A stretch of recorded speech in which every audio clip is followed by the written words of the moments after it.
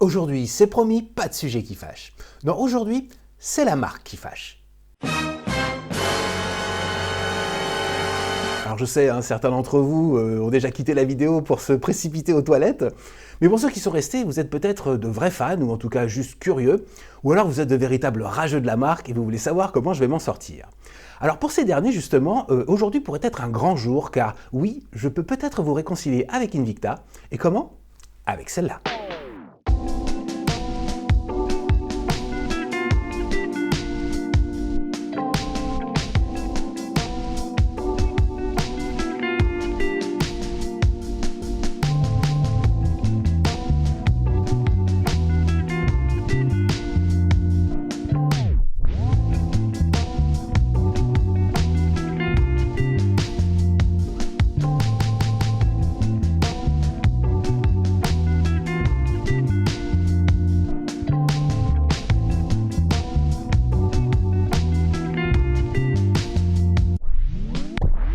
Chers amis, bonjour et bienvenue sur la chaîne. Alors vous l'avez compris, on va parler d'Invicta. Invicta, ça fait partie de ces marques, sinon la marque qui divise le plus le monde de l'horlogerie. Alors pour savoir pourquoi cette marque est si clivante, eh bien je crois qu'il faut se pencher sur son histoire, car peu de gens le savent, mais Invicta, c'est une des maisons horlogères les plus anciennes au monde, créée en 1837 en Suisse. Donc en fait, Invicta, c'est une vraie marque suisse, et qui a perduré pendant plus d'un siècle. Et ce n'est qu'au tout début des années 1980 que malheureusement elle fait faillite, comme beaucoup d'autres maisons à l'époque qui fabriquaient des mouvements mécaniques. C'est vrai que la vague du quartz a fait très mal. Et donc voilà, je le disais, elle a été mise en faillite, rachetée une première fois, puis ça ne marchait toujours pas, et c'est en 1991 que le groupe actuel l'a rachetée, et on a fait voilà, ce qu'est le groupe Invicta aujourd'hui, qui détient d'ailleurs depuis 2016, je crois, la marque Glycine. Quand même, c'est une marque qu'on peut respecter. Donc, vous voyez, Invicta, c'est devenu, en fait, enfin, le groupe est américain, je ne l'ai pas précisé, mais je pense que ça a son intérêt parce que, disons que les Américains, ils ont une certaine vision des choses. Ils rachètent une marque avec un nom historique et ils en font quelque chose d'extrêmement moderne, en fait. Alors, certains vont détester et c'est là le problème, puisque, bon, Invicta s'est fait connaître avec des modèles plus ou moins on va dire, élégants, en tout cas des hommages assez sympathiques, des montres relativement jolies, discrètes. Puis après, ils ont commencé à glisser sur des modèles un petit peu moins faciles pour les yeux, on va dire. Des modèles voilà, qui commençaient à montrer toute la créativité du design de chez Invicta, jusqu'à aller à des modèles, alors là, attention, éloigner les enfants de l'écran. Parce que, évidemment, comme vous le voyez, ça pique les yeux. Et c'est là que les gens commencent à vraiment détester Invicta, parce que, voilà, c'est vrai qu'on a ce sentiment de piétiner une marque historique. Donc, je comprends ce sentiment, mais en fait, moi, Invicta, ça me fait penser à Swatch. J'ai l'impression qu'ils sont un peu dans la même logique, en fait, dans la même démarche. Swatch a été un peu précurseur dans les montres un peu au design un peu déjanté, un peu on est libre, on fait ce qu'on veut. Et ça a marché, puisque Swatch, ça cartonne toujours aujourd'hui. Donc je pense qu'ils se sont inspirés de cette façon de se développer, et on retrouve un peu les mêmes codes, c'est-à-dire que pour un prix qui n'est pas très cher, on va dire, mais bon, il y a quand même des modèles, c'est tout comme Swatch, c'est-à-dire que ce sont des modèles avec des matériaux assez basiques, sans verre saphir, sans mouvement très raffiné, on va dire, à des prix qui dépassent les 100, 200, 300, 400, 500 euros, et voire plus, puisque Invicta propose des modèles Swiss-made, donc fabriqués en Suisse, et alors là, ça s'envole encore plus loin. Donc il joue sur cet accent un peu nous sommes suisses, alors qu'en fait pas du tout, c'est le management à l'américaine dans toute sa splendeur, c'est vraiment, il faut en montrer plus que les autres, et ça marche, ils sponsorisent une équipe de Formule 2 pour ceux qui s'intéressent au sport automobile, donc vous voyez, ils gagnent de l'argent, il n'y a pas de problème là-dessus, donc on ne peut pas leur reprocher leur business model, on va dire. Alors je suis bien sûr d'accord avec la plupart d'entre vous, je pense que parfois ils vont beaucoup trop loin, mais bon, c'est un peu comme de l'art, en fait. Il y en a qui vont adorer pour l'originalité, le fait qu'on ne voit pas ça partout. Puis il y en a qui vont détester parce que c'est juste pas esthétique. Mais ça, c'est une affaire de goût, on peut pas vraiment débattre là-dessus. Mais oui, je pense qu'ils vont trop loin parce que sur un poignet, je vois pas très bien ce genre de forme parfois. Je me dis que, bon, Les goûts et les couleurs, ça ne se discute pas, mais faut quand même y penser. Mais on ne peut pas leur enlever ça, ils cassent les codes, ils s'affranchissent des barrières. Moi, je trouve ça plutôt chouette, franchement. Moi, une marque qui n'a pas froid aux yeux, même si c'est un petit peu trop parfois, je ne peux pas détester, honnêtement. Et le modèle qui nous intéresse aujourd'hui, eh bien justement, n'a rien à voir avec, comment dire, ce mauvais esprit. Non, là, ils ont décidé de rendre les honneurs à cette illustre marque en rééditant l'un de leurs modèles, la 1960. Et vous le voyez, hein, on s'éloigne carrément des codes actuels d'Invicta. Donc, est-ce qu'ils ont réussi leur coup ou pas? Watch Upon a Time, c'est parti. Et voici donc notre Invicta 3513 de la série Vintage. Alors comme vous le voyez, c'est un chronographe qui joue beaucoup avec la lumière. C'est assez impressionnant. Et ça l'est encore plus en lumière naturelle, vous le verrez. Mais c'est pas mal. Franchement, il est très joli ce chronographe. Alors c'est un chronographe qu'on appelle bicompax, avec les deux sous-cadrans ici et pas de cadran de trotteuse. Alors bicompax, oui, on dit ça aujourd'hui, mais c'est passé dans le langage courant, mais en fait c'est une erreur. On devrait appeler ça normalement unicompax ou compure, parce que compax en fait c'est un terme qui est très très vieux en horlogerie et je crois me souvenir que ça définissait des complications. Et c'est pour ça qu'on a fini par appeler ça bicompax, puisqu'il y a l'échelle des 24 heures et les minutes du chronographe. Donc c'est une erreur, mais tout le monde le dit, donc finalement, pourquoi pas. Donc gardons ça, c'est un chronographe bicompax. Ce qu'on remarque aussi, c'est ce soleillage, ou plutôt je devrais dire ces soleillages, puisque on a celui du cadran qui est très puissant. Vous le voyez, vraiment, c'est assez impressionnant. Et on a surtout ceux des sous-cadrans, qui sont en cercle concentrique, mais ce qui donne une autre couleur de soleillage plus claire. Donc c'est assez rare pour une montre de proposer comme ça deux niveaux de soleillage, et c'est du plus bel effet. Vous le verrez en lumière naturelle, c'est assez impressionnant. On remarque aussi cette échelle tachymétrique en bleu. Ça aussi, c'est très beau. Ils ont vraiment essayé de rester fidèles au modèle original, et c'est vraiment pas mal, quoi.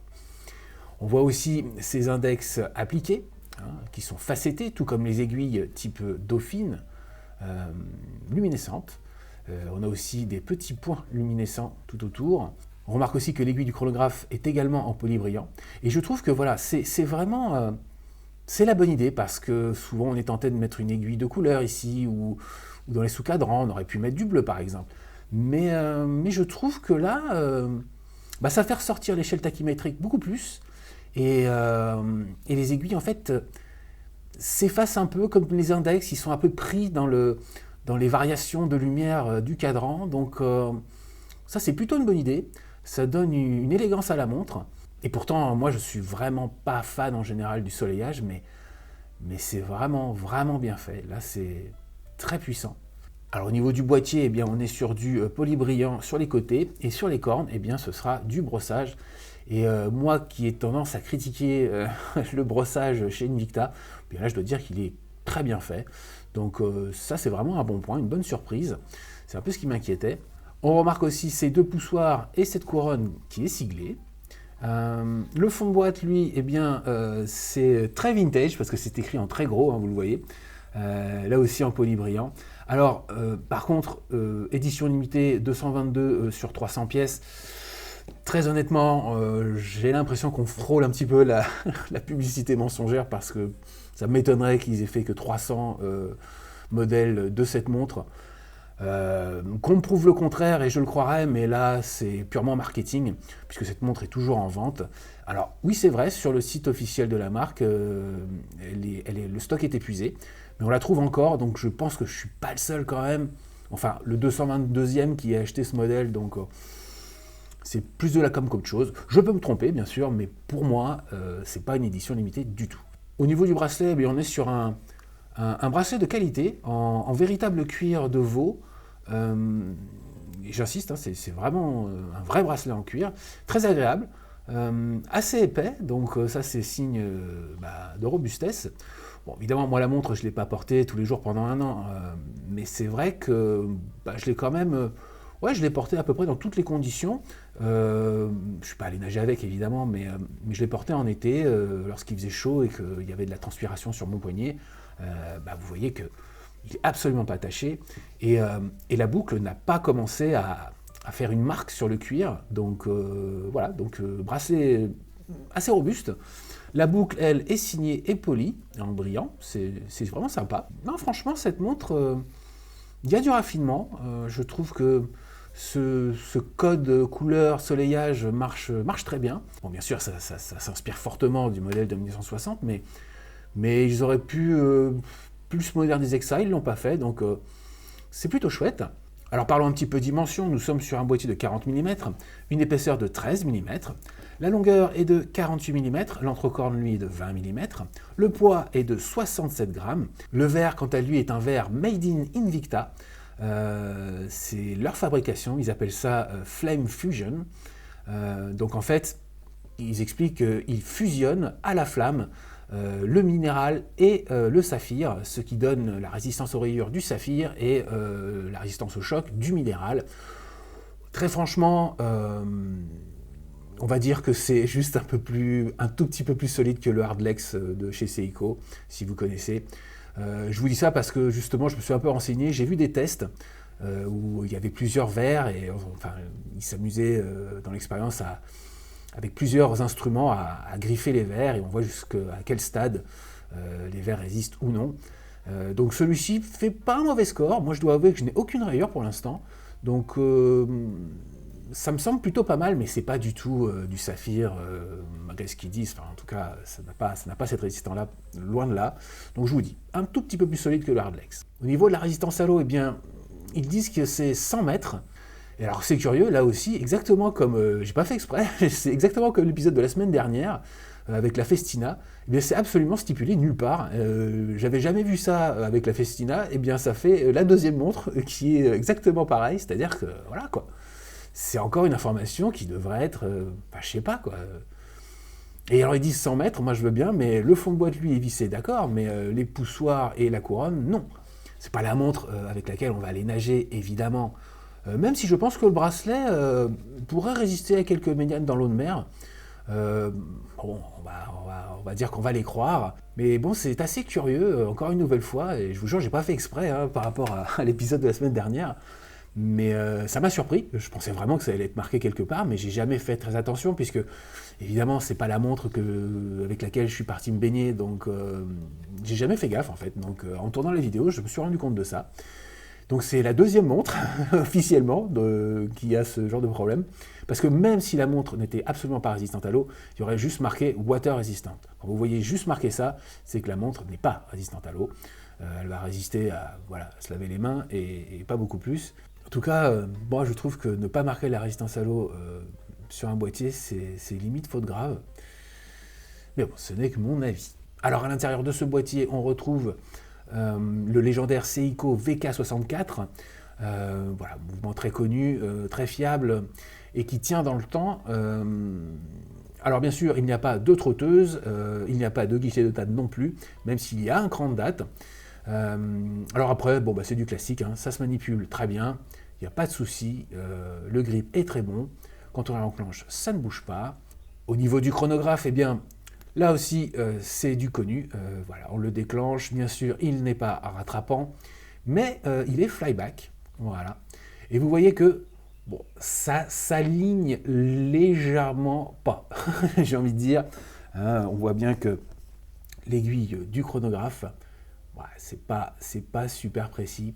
On remarque que c'est la même chose ici sur l'aiguille des minutes du chronographe. C'est extrêmement léger. Hein.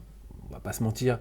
Alors il y a quand même quelques petites choses dont il faut que je vous parle à propos de cette montre.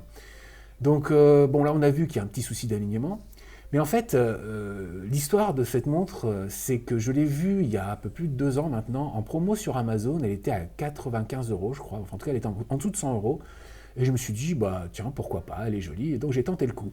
Donc j'ai reçu la montre. Mais il y avait un problème au niveau du soleillage. Il y avait des espèces de marques, un peu comme des taches. C'était pas des rayures, c'était vraiment des petites taches. C'était pas gênant, mais quand même, un soleillage, c'est censé être un peu nickel. Par contre, les aiguilles étaient parfaitement alignées.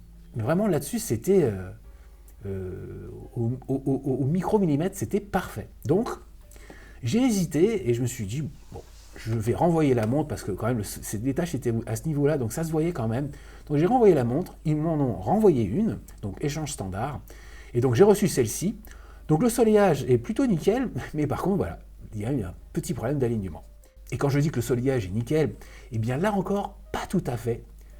Si on regarde bien, voilà, on voit ici, là, un peu ici, là, et un petit peu ici, autour des sous-cadrans, il y a des toutes petites différences de soleillage. Je ne sais pas si on le voit bien. Ah, c'est léger, hein. Donc là, il y a un petit truc, mais c'est beaucoup plus discret que la première montre que j'ai reçue. Là-dessus, il n'y a pas de souci. Là, on le voit mieux ici. Là, vous voyez, c'est un petit peu le cas ici aussi. Donc, bon voilà, hein, ça c'est vraiment quelque chose qu'on remarque, voilà, à la caméra en gros plan. Mais c'est bon là, c'est juste, ouais, c'est peut-être un petit peu frotté. Mais les soleillages, c'est assez compliqué en fait, hein, d'avoir des résultats absolument parfaits. Et je trouve que celui-ci quand même, il est très puissant. Donc c'est pour ça que le moindre défaut se voit tout de suite. Mais je le répète, ça n'a rien à voir avec le premier problème que j'ai eu. Mais en tout cas, voilà, c'est des petites choses sur le contrôle qualité de chez Invicta qui, bon, c'est pas grand-chose, mais c'est là, quoi. Alors, il y a aussi une autre chose dont je voudrais vous parler, eh bien, c'est le verre. Le verre, c'est assez étrange, en fait, parce que si on regarde bien, enfin, voilà, ici, dans la partie un peu supérieure du bombé, eh bien, c'est transparent. Donc, on pourrait avoir une jolie distorsion. Mais en fait, on ne peut pas, puisque la partie inférieure, eh bien, elle est opaque. Je sais pas, on a l'impression que le verre n'est pas rentré totalement dans le boîtier. Et bah, c'est très curieux, parce que je vois pas à quoi ça sert, et puis surtout, bah, ça nous empêche d'avoir une très belle distorsion. C'est spécial, on va dire, et c'est un petit peu dommage. La dernière chose dont j'aimerais vous parler, eh bien, c'est l'épaisseur du boîtier. Hein, on l'a vu, c'est 13 mm. 13 mm, pour vous dire, en gros, une Seiko Sumo, c'est au niveau des 14 mm. Hein. C'est quand même vachement épais pour un chronographe, ça n'a aucun sens. Et le problème, bah, c'est que, ouais, vous le voyez, bah, il se raye. C'est un peu la maladie des boîtiers un peu comme ça, exposés. Ben voilà quoi, ça se raye très facilement. Bon après, ça peut se repolir évidemment, mais je trouve que c'est une décision. Alors c'est vrai que bon, au final, bah, sur le poignet, ça fait grosse montre. Ce qui pour un chronographe vintage, c'est un peu curieux. Alors oui, hein, on a fait des chronographes épais dans le passé, c'est pas le souci, mais là franchement, puisque c'est une réinterprétation moderne, je trouve que la montre bah, aurait gagné à être ouais, un peu plus plate, un peu plus élégante, on va dire. Mais c'est pas moche, hein, mais voilà, ça ajoute quelque chose d'assez massif à un chronographe qui est plutôt axé sur l'élégance, en tout cas au niveau du cadran. Donc c'est bon, on va dire que ça fait le charme de la montre. Hein. Ça vous fait un peu un chronographe un petit peu unique, quoi. Alors au niveau luminescence, comme vous le voyez, bah, c'est pas trop mal, on va dire. Alors ils appellent ça un traitement Tritnit. Disons que ça part bien, mais ça va vite se dégrader. Et vous voyez, les index, enfin les petits points lumineux, c'est vraiment tout petit. Au petit matin, très honnêtement, si vous voulez lire l'heure, il va falloir plisser les yeux. Et puis surtout, il n'y a aucun index à 12 heures pour vous orienter. Donc il faut vraiment prendre la montre en main pour savoir quelle heure il est. Donc voilà, c'est présent, mais c'est pas pratique du tout et franchement pas très puissant tout au long de la nuit, c'est clair. Et voici ce que ça donne sur mon poignet. Alors vous le voyez, hein, cette montre attrape la lumière d'une façon assez particulière, on va dire. Mais moi qui ne suis pas fan de soleillage, eh bien, il y a quelques modèles comme ça où je peux dire que c'est vraiment beau. Et d'ailleurs, je trouve que le fait d'avoir les cornes en brossé, eh bien, c'est une très bonne idée parce que, en fait, il y a plein de reflets différents sur ce boîtier. Donc, ça joue, ça n'arrête pas de prendre la lumière d'une façon différente. Il y a des angles, il y a... C'est... Non, elle est vraiment jolie, quoi. La lumière, ça la rend presque bijou, quoi. C'est assez impressionnant. Alors par contre, on voit qu'elle est quand même assez épaisse, c'est le moins qu'on puisse dire. Donc il y en a qui vont aimer, d'autres, ça va peut-être être un frein. Mais c'est original en tout cas. Alors à la lumière du jour, eh bien, vous le voyez, eh bien, l'effet lumineux est encore plus décuplé. Ouais, c'est peut-être un tout petit peu too much, mais là encore, quand vous êtes à l'intérieur, ou quand vous êtes voilà, dans une lumière qui est un peu moins puissante, en fin de soirée ou le matin, eh bien ça la réveille un peu, elle s'anime très rapidement. Par contre, oui, vers 2 heures de l'après-midi, en plein soleil, ça va un peu éclairer vos amis autour de vous. Mais bon, c'est pas méchant. Et là encore, ce petit côté too much, bah, c'est propre à Invicta, on va dire. Hein. Ils adorent ça. Donc bon, pour ce modèle-là, on va pas leur en vouloir. Et maintenant, on passe au score. Au niveau des spécificités, eh bien, le mouvement, j'ai mis 3 points. Le Seiko Mecha Quartz n'est plus à démontrer. C'est très fiable, ça garde très bien le temps, donc c'est 3 points. Au niveau du verre, eh bien, je n'ai mis que 2 points. Bon, on va pas se mentir sur la com entre voilà, la fusion du minéral et du saphir. Bon, en gros, c'est mieux qu'un verre basique, c'est clair, mais c'est quand même pas le top du top, on va dire. Donc voilà, je n'ai mis que 2 points. Puis on a vu ce facettage est un petit peu bizarre, donc voilà, 2 points. Au niveau de la luminescence, eh bien, je n'ai mis qu'un seul point. On l'a vu, c'est vraiment pas pratique à lire, c'est très faible. Et puis il n'y a pas d'indicateur des 12 heures, donc vraiment, voilà, ça ne pouvait pas être plus qu'un point. Au niveau de la résistance à l'eau, bah, j'ai mis 3 points, on a 100 mètres, on va les croire. En ce qui concerne le bracelet, eh bien, j'ai mis 4 points. Franchement, c'est un bon bracelet, plutôt robuste, donc voilà, 4 points, ça les vaut. On passe maintenant au feeling avec le style. Eh bien, j'ai mis 5 points. Franchement, elle est très élégante, très belle. Ils sont restés assez fidèles au modèle original, donc ça, c'est plutôt chouette. Bon, après, on peut critiquer l'épaisseur et tout ça, mais dans l'ensemble, c'est quand même très joli, ça marche, comme on dit. Donc voilà, c'est 5 points. Au niveau de la réalisation, eh bien, j'ai mis 4 points. Bon, on a vu que le facettage du verre, c'est quand même un petit peu curieux. Et puis, cette épaisseur de boîtier, voilà, c'est pour ça que je n'ai pas mis plus, mais 4 points, solide 4 points. Au niveau du confort, eh bien, là aussi, j'ai mis 4 points. On est sur du quartz, hein, c'est très léger, le bracelet est très confortable, les proportions sont bonnes, l'épaisseur c'est quand même pas un gros problème de confort, hein, soyons clairs, donc c'est pour ça, 4 points ça les vaut.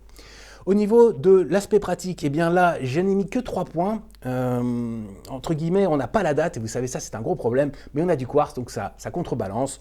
On a quand même un chronomètre, on a une bonne résistance à l'eau, donc c'est pour ça 3 points sans problème. Au niveau de la longévité, eh bien j'ai mis 3 points. J'ai pas vu de points faibles majeurs, à part le verre. Le boîtier, lui, va se rayer, bien sûr, mais moi j'ai quelques petites rayures, mais elles sont vraiment légères, donc ça veut dire que le polissage est plutôt épais. Donc on pourra le rattraper sans problème. Et puis on a une résistance à l'eau qui est quand même décente, donc c'est pour ça 3 points. Catégorie daily, eh bien j'ai mis 4 points, même s'il n'a pas de saphir. C'est une montre quand même très élégante, le code couleur marche très bien, on ne prend pas trop de risques on va dire, mais c'est bien fait. Donc voilà, c'est la catégorie sport chic dans toute sa splendeur, donc 4 points, ça les vaut. Catégorie week-end, bon là sans problème, c'est 5 points. Alors je ne vous conseille pas d'aller à la piscine avec, bien sûr, mais pour tout le reste, c'est sans problème. On passe maintenant au Money Time avec tous les points multipliés par 2. Alors le contrôle qualité, eh bien j'ai mis 2 points. Vous l'avez vu, j'ai reçu 2 fois cette montre et 2 fois on peut noter quelques petits soucis de contrôle qualité. Bon, la première fois sur soleillage, c'était un peu trop visible, je trouve. Là, l'alignement des aiguilles, c'est vraiment très léger. Combien de marques bien plus chères ont le même problème? Non, le souci, c'est qu'ils savent le faire, ils savent aligner les aiguilles, puisque je l'ai vu, donc voilà, peut-être que vous aurez la chance et qu'elle sera complètement nickel. Mais bon, en l'état actuel, moi, je ne pouvais pas mettre plus que 2 points. Au niveau de la valeur d'achat, eh bien, je n'ai mis que 2 points. Alors, sur le site officiel, elle est à 139 €, mais elle n'est plus disponible. Et sur Amazon, elle est à 150 €. Très honnêtement, je ne l'aurais pas acheté à ce prix-là. Donc voilà, attendez les promos, cherchez sur d'autres sites, il y a moyen de la trouver moins chère. Alors attention, hein, si vous êtes fan de chronographe vintage, 150 €, c'est pas non plus, c'est pas du délire, hein, donc, mais je la trouve quand même un poil cher pour ce qu'elle propose. Au niveau de la marque, eh bien, j'ai mis 3 points, qu'on le veuille ou non, qu'on aime ou qu'on n'aime pas Invicta, c'est un acteur incontournable aujourd'hui. Ils vendent des millions et des millions de montres. Bon, voilà, ce sont des montres qui sont quand même plutôt bien réalisées. Il y a vraiment tous les niveaux de prix, hein, du très très très access gamme avec du très haut de gamme hein, pour les modèles fabriqués en Suisse. Après, voilà, il faut juste voilà, faut passer le cap de se l'avouer. Oui, Invicta est une bonne marque de montre. Voilà. Ça, c'est dur au début pour certains, mais après, ça va tout seul, je vous assure. Catégorie coup de cœur, eh bien, j'ai mis 5 points, sans surprise. Franchement, c'est une montre très attachante. En tout cas, pour une Invicta, elle est vraiment différente des autres. Et c'est ça que j'adore sur cette montre. Et le score final est de 65 points. Donc vous le voyez, eh bien, ouais, c'est une réédition réussie. Ce score reflète parfaitement la montre, ce qu'elle propose. Je rappelle qu'on est sur du quartz sans saphir, donc c'est plutôt un score honorable. Donc là-dessus, bravo Invicta. Voilà, c'est tout pour aujourd'hui. Merci d'avoir regardé la vidéo. N'hésitez pas à vous abonner si ça vous a plu. Donc ouais, on a vu que Invicta, bah, quand ils veulent, ils savent faire dans le raffinement, on va dire. Mais alors il y a d'autres modèles hein, de la série Vintage, mais je trouve que celui-ci c'est vraiment plus chouette. Alors il y a d'autres marques hein, qui revisitent leur passé, bien sûr, c'est très à la mode en ce moment. Mais bon, voilà, c'est bien qu'Invicta s'y mette aussi, de rendre hommage à l'histoire d'une grande marque. Moi, je ne peux que les encourager. En tout cas, si vous la trouvez à un bon prix, allez-y, c'est vraiment une belle montre, franchement. Quant à moi, je vous donne rendez-vous la semaine prochaine. Et d'ici là, en attendant, n'oubliez pas, c'est important, prenez du bon temps. See you next time sur Watch Upon a Time.